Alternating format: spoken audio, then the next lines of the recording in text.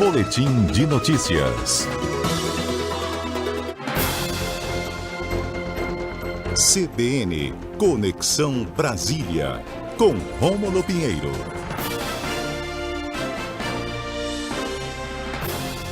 Rômulo Pinheiro, bom dia. Você sabe que é sempre uma honra para a equipe da CBN conversar contigo aqui toda quarta-feira. Bem-vindo. Muito obrigado, Tati. A honra, na verdade, é minha de estar aqui fazendo parte dessa equipe. E você sabe, Tati, que antes de cada entrada nossa aqui, eu fico acompanhando na rádio, e estava acompanhando agora, Yolanda Kinoshita, tá falando de peixe. Sim. Dá aquela saudade aí de estar aí, porque os peixes daqui não são como os peixes daí. E é Sírio e Semana Santa, olha, dá uma saudade imensa. Eu quero já estar aí qualquer dia desses para comer esse peixe. Coração aperta, né, nesses momentos. Bom dia. Bom, vamos lá ao nosso tema hoje, Tribunal de Contas da União, né, e a farra das passagens na Lava Jato. Conta pra gente, Rômulo. Pois é, Tati, eu acho que essa Páscoa não vai ser tão agradável para Deltan Dallagnol e Rodrigo Janot. Imagina só, Tati, você hoje recebeu um boleto na sua casa, um DARF, de 2.800.000, quase 1.800 reais, né?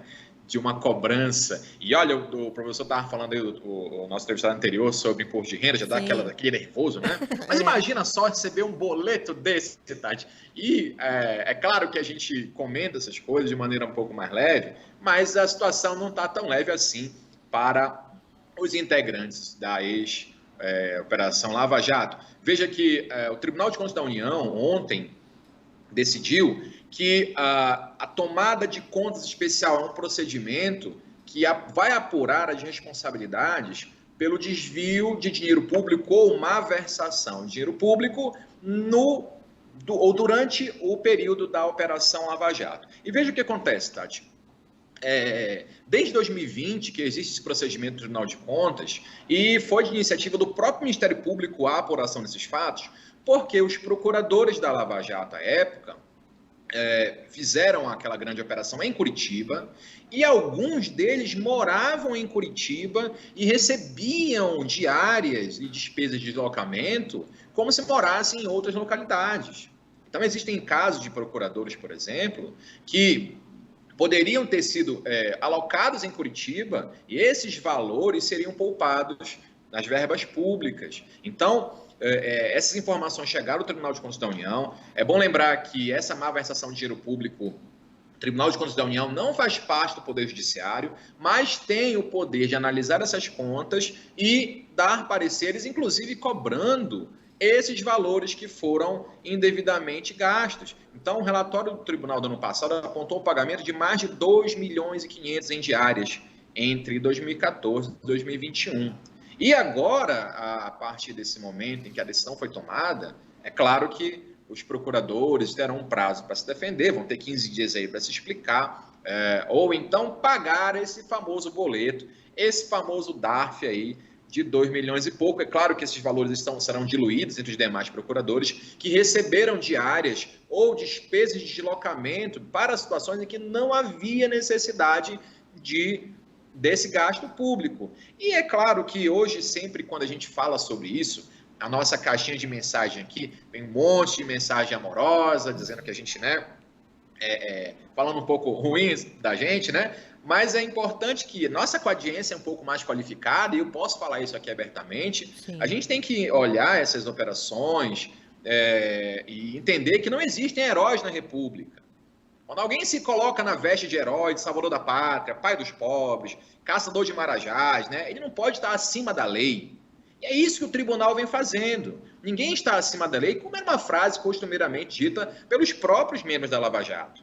Então, se houve malversação de dinheiro público, é importante ser apurado e é importante ser devolvido. Inclusive, Tati, uma das argumentações, é claro que houve já resposta do Deltan Dallagnol, o Sérgio Moro já se manifestou, dizendo que havia uma perseguição política, que isso é algo um absurdo, é revoltante, mas isso nos lembra muito os políticos, quando são acusados de alguma coisa, desvio de verba pública, lembra muito o mesmo discurso. Não, mas é uma questão política, estão me perseguindo, isso é um absurdo. Então, na prática, esse roteiro está sendo repetido. Uma das respostas de Deltan Dallagnol, inclusive, foi dizer que isso é um absurdo diante de mais de 6 bilhões que foi recuperado da Petrobras, né? E me recordou outra frase antiga, que não foi atribuída a ele, mas os políticos de antigo diziam isso, é o famoso rouba mais faz, né? Bom, eu estou recuperando aqui, isso aqui que eu peguei é algo que é irrelevante diante do que a gente recuperou, mais de 6 bilhões, ou seja, são argumentos que me remetem ao passado, onde isso era normal e hoje não é mais. Então é importante que esses órgãos de controle possam apurar essas despesas. Claro que eles vão ter chance de defesa, a argumentação de que ele não era gestor da despesa, então, portanto, não teria responsabilidade, então vai ser dada essa oportunidade. Mas o fato é, Tati, o gasto público já foi apurado, o dano também foi apurado, ou seja, houve um dano ao erário público nessas despesas de passagem e estadia, né, e diárias. Agora vão apurar as devidas responsabilidades. E, uma vez determinada essa responsabilidade, é uma consequência, portanto, que Deltan Dallagnol, por exemplo, fique inelegível para a candidatura das próximas eleições aí de outubro. Lembrando que esse órgão é um órgão colegiado e cai exatamente na lei da ficha limpa. Ninguém está acima da lei, Tati, e muito menos os procuradores ou ex-procuradores da final da Operação Lava Jato. Eu ia te perguntar exatamente isso, né? Que essa decisão pode afetar os planos políticos do Dallagnol, né? Exato. E desde antes, até mesmo antes do ano passado, já se delineava essa opção da candidatura tanto de Sérgio Moro quanto de Dallagnol.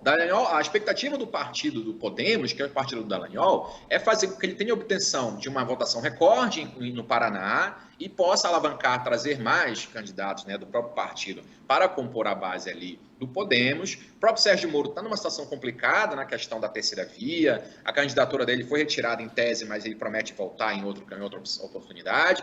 Então, o que importa saber é o seguinte, Tati, é que se essas operações de recuperação de dinheiro público, se essas investigações recaem sobre essas pessoas, não se pode falar, a minha opinião, não se pode falar em perseguição política necessariamente, já que, de fato, é uma coisa que tem que ser apurada. Assim como os outros candidatos têm problemas, o presidente da República tem problemas, os outros candidatos também têm problemas com investigações na justiça, essas pessoas não estão acima da lei para se isentar das suas responsabilidades. E a tendência é que em até 60 dias esse processo seja julgado no TCU e, provavelmente, em havendo condenação, isso implica na suspensão dos direitos políticos de Deltan Dallagnol e vai inviabilizar provavelmente também qualquer candidatura de componente da Operação Lava Jato nessas próximas eleições, Tati.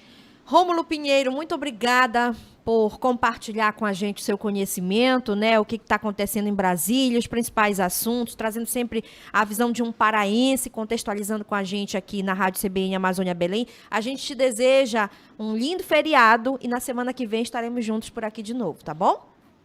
Muito obrigado, Tati. Um feliz feriado a todo mundo e saudade de vocês aí. Forte abraço. Quando estiver em Belém, já sabe, né? A coluna é aqui na Rádio CBN, presencial. Combinado. Não estou intimado para isso. Tá bom, um abraço. Tchau, tchau.